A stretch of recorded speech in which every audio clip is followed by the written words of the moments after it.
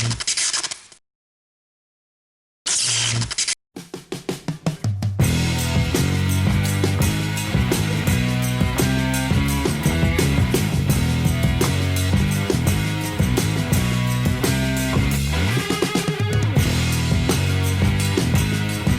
this preset is called the Strat Grammatico. It's from author Randy B2. Randy has 2 presets on this week's episode. He says it's just a generic patch for a Strat using the Grammatico amp model.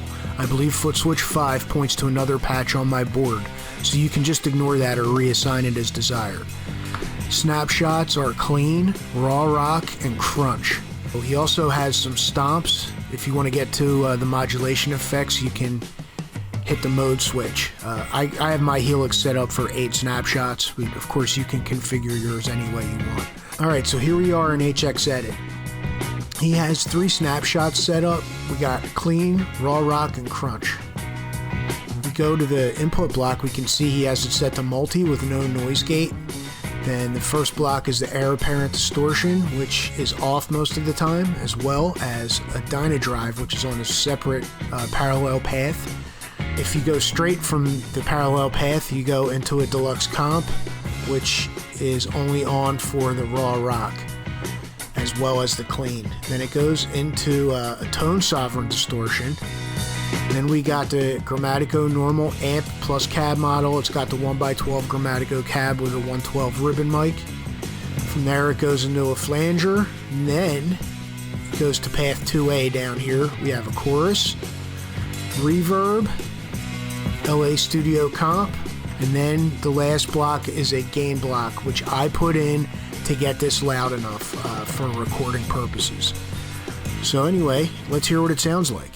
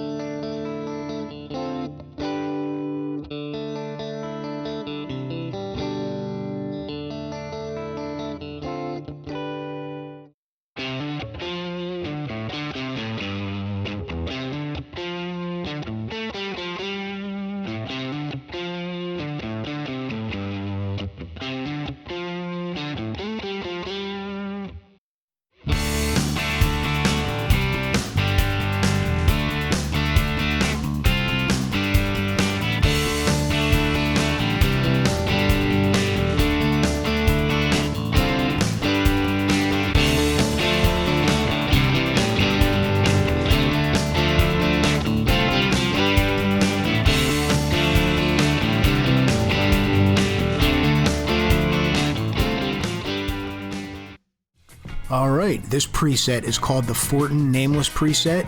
It's from line 6 user Crown.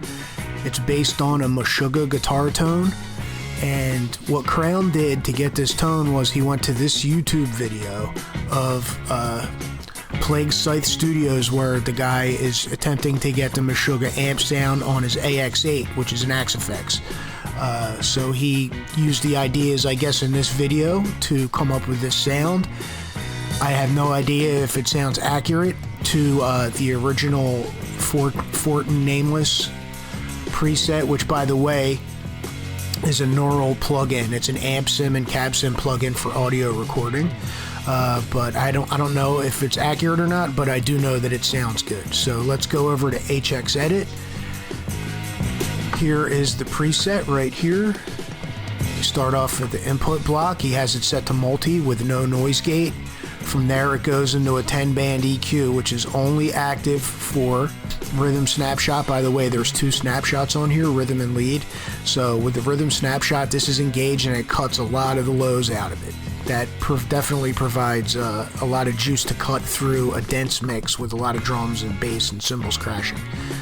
Then it goes into a Scream 808 tube screamer, which is only on for the lead snapshot. Then it goes into the noise gate, which he put in between the distortion and the amp block.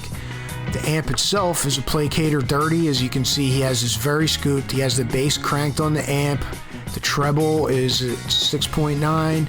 The presence is at 7.2, and he has the mids down almost to 1.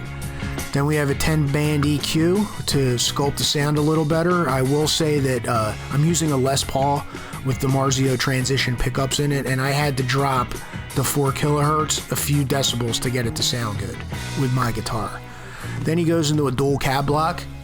He has 2 cabs here, a 4x12 Uber V30 and a 4x12 Cali V30, and both of those are using an SM57 pushed right up against the speaker. The last 2 blocks, we have an analog chorus, as well as a tape echo, which are only on for the lead snapshot. You can see when I select rhythm, it shuts both blocks off. So let's hear what it sounds like.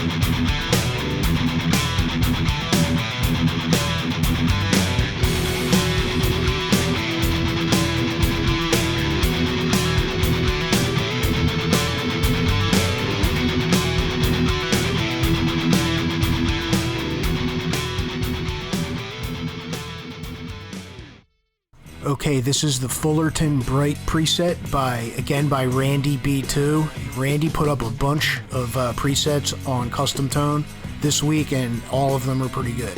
He says he uses this with his Tele and Strats as well as his Variacs. It has 4 snapshots, and it also has 8 stomp switches. He's got clean, raw rock, crunch, and acoustic. He says the acoustic is for the Variacs, but I used it with my Les Paul with a split transition bridge pickup, so it was in like single coil mode, and it sounded fantastic. It didn't sound like an acoustic guitar, but it sounded like a very nice clean guitar. The patch is set up for 4 stomp and 4 snapshot mode. Now again, my Helix is set up for 8 snapshots, but you can set it up however you like. And when I go to the stomp mode, there's 8 stomps already set up. So that brings us to HX Edit. We can see that it opens up with the input block.